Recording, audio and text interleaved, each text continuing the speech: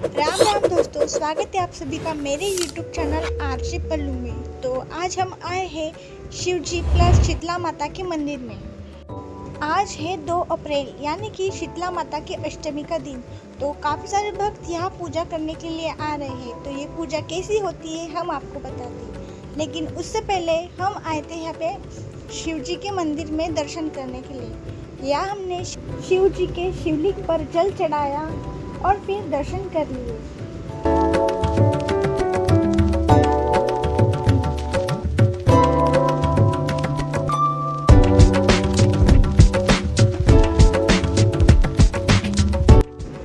यहाँ पर काफ़ी सारी भीड़ है और यह सभी औरतें शीतला माता की पूजा कर रही हैं।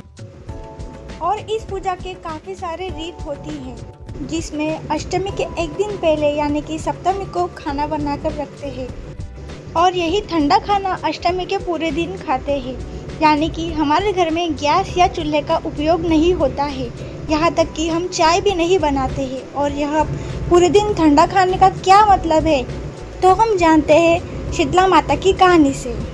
शीतला माता सोच रही थी कि धरती पर मेरी पूजा कौन कौन करता है, कौन मुझे मानता है। तो ये सोचते हुए शीतला माता एक बूढ़ी औरत का रूप धारण करके राजस्थान के डुमरी गांव में जा पहुंची।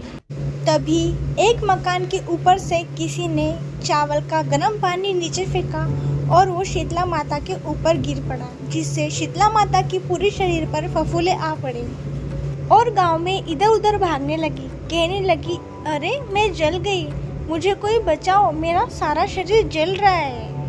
पर गांव के किसी इंसान ने माता की मदद नहीं की।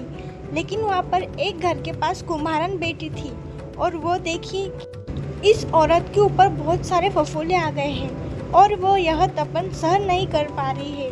तभी उसने कहा कि माता आप यहाँ बैठो, मैं अभी ठंडा पानी आपके ऊपर डालती हूँ। और उस कुम्हारन ने शीतला माता के ऊपर ठंडा ठंडा पानी डाला और कहा कि माँ, मेरे घर में कल रात की राबड़ी रखी है, आप वो खा लो। और यह ठंडा खाने से माता के शरीर को राहत मिल गई। शीतला माता ने कुम्हारन को कहा, बेटा मेरे सिर में जुए होके निकाल दो। और वो कुम्हारन निकालने लगी तो उसे माता के सिर में तीसरी आँख दिखाई दी।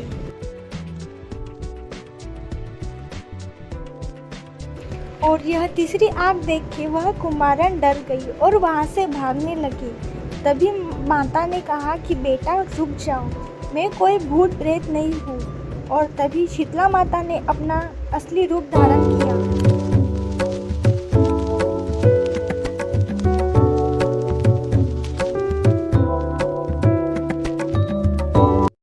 और वो कुम्हारन रोने लग गए कि माता, आपको बैठाने के लिए मेरे पास इतनी जगह नहीं है कि मैं आपको मेरे घर में बैठा सकूं। मेरे घर में चारों तरफ दरिद्रता है, ना कोई और ना कोई आसन, मैं आपको कहाँ बैठाऊं।